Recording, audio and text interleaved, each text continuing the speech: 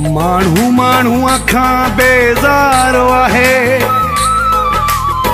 चनो सिकंदर चए सखर वारो, हिते कोई न कंहिंजो यारो आहे।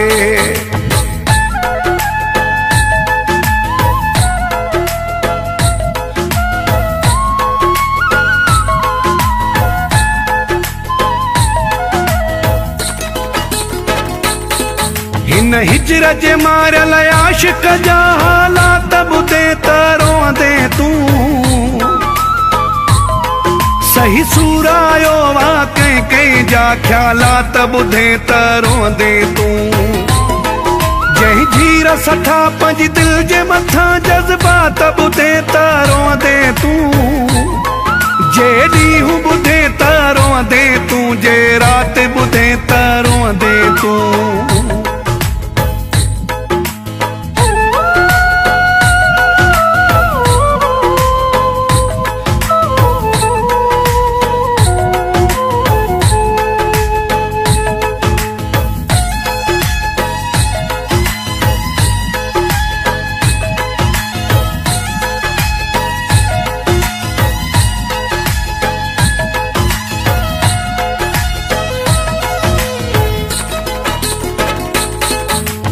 जहिड़ो ॾिसी थो अहिड़ो न हो, हर चीज़ मिलियल हस रब जी।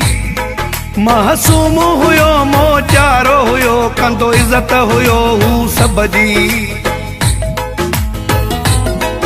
हर ख़बर हुयो रखंदो अक्सर नंढे वॾे जे अदब जी।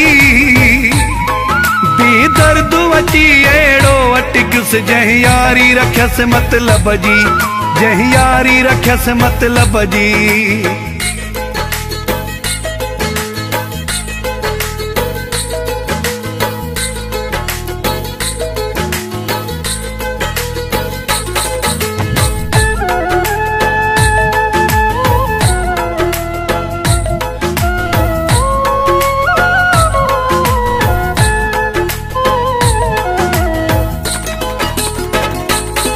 सब साथ छॾे वियसि मुश्किल में, कंहिं हुन सां कोन रहायो।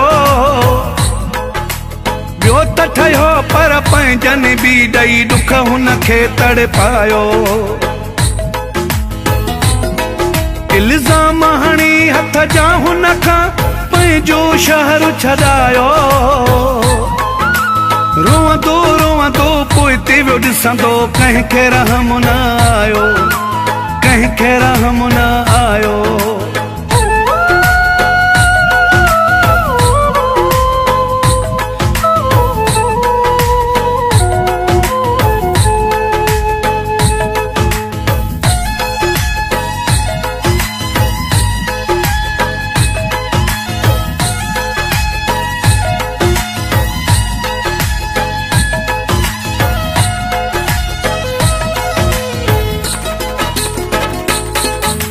रोशन चाचा कंहिंजो मुक़ादर टुटे न तो बहदारी। हिन आशिक जो हाल ॾिसी अॼु मूं बि मथिया हारी। हर को आहे हिते मतलब जो, आरत खारत बेज़ारी। न काथे सची मोहब्बत आहे, न काथे सची यारी, न काथे सची यारी। सही सूर आयो वा कंहिं कंहिं जा ख़्यालात ॿुधे त रोंदे तूं।